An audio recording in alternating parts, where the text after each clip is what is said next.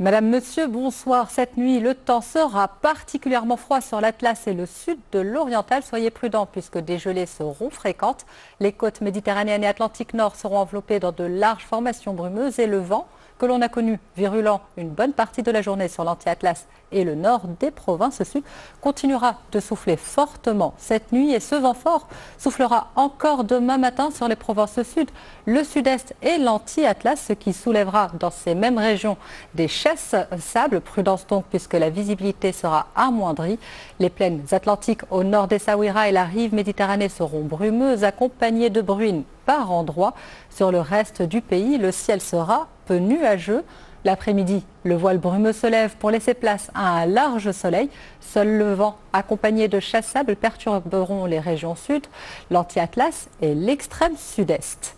Côté Mercure, demain matin, il fera près de 3 degrés en minimal à Ifrane, comptez 9 à Fès et Oujda, près de 10 à Meknes et Marrakech. Au plus chaud de la journée, les valeurs restent relativement élevées sur les plaines intérieures, le nord de l'Oriental, le Souss et les provinces sud. Comptez près de 27 à Smara, 28 à Agadir et près de 19 à Casablanca et Rabat. Et ces valeurs baisseront légèrement durant ce week-end. Samedi, ciel clair et peu de nuages à signaler. Seul le vent continue de sévir sur l'anti-Atlas et le nord des provinces sahariennes. Idem pour dimanche où des nuages bas stationneront temporairement en matinée dans le nord du royaume. Avant de vous quitter, direction le Canada, ce pays réputé pour être l'un des plus froids et confronté ces dernières années à des événements météorologiques extrêmes dont l'intensité et la fréquence sont accrues par le réchauffement climatique. Dans la capitale, Ottawa, l'hiver trop doux l'an dernier a empêché pour la première fois de son histoire l'ouverture de la patinoire du canal Rideau, la plus grande au monde.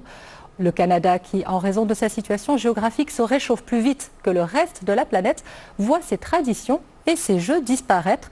Peu à peu, les quelques 250 patinoires naturelles de la métropole sont toujours fermées au public. En cause, les températures trop douces qui obligent les employés à arroser plusieurs fois par jour les patinoires pour obtenir une surface gelée. Un indicateur clair du changement climatique dont les effets se font de plus en plus ressentir. Pour contourner le problème, les patinoires réfrigérées se développent, mais ces dernières viennent avec un coût financier, mais surtout écologique. C'est ainsi que l'on close ce bulletin. Merci de nous avoir suivis. On se retrouve demain pour un nouveau point. Très belle soirée à toutes et à tous.